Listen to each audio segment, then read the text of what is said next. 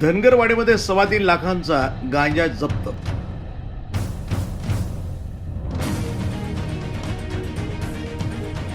नगर तालुक्यातील धनगरवाडी इथं घरासमोर अवैधपणे गांजाची लागवड करणाऱ्या ठिकाणावर MIDC पोलिसांनी छापा टाकून 3,23,650 रुपये किमतीचा तब्बल 64.73 किलोग्रॅम गांजा जप्त केला आहे। पोलीस अधीक्षक मुम्मुगा सुदर्शन यांना धनगरवाडीतील एका घरासमोर गांजाची झाडे लावल्याची माहिती मिळाली होती।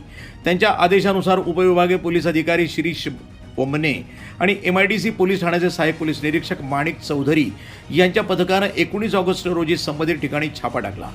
पोलीस पथकानं घटनास्थळाची पाहणी केली असता तिथं अवैध गांजाची लागवड केल्याचं निष्पन्न झालं। या प्रकरणी पोलिसांनी अनिल लक्ष्मण वीरकर राहणार धनगरवाडी वय 49 यास ताब्यात घेतलं। आरोपी विरुद्ध MIDC पोलीस ठाण्यामध्ये NDPS कायद्याच्या कलम 20A आणि 20B अन्वये गुन्हा दाखल करण्यात आला आहे। ही कारवाई पोलीस अधीक्षक मुम्मुगा सुदर्शन यांच्या मार्गदर्शनाखाली DYSP शिरीष वमने, सहाय्यक पोलीस निरीक्षक Manik Chaudhari, police sub inspector Amol Garje, Ajay Kawate, Sudam Londhe, Sushant Diwate, Sachin Hardas, Umesh Sherkar, Suraj Deshmukh आणि अक्षय रोहकले यांच्या पथकानं केली आहे। वृत्त संपादन विभाग, न्यूज टुडे 24, अहिल्यानगर।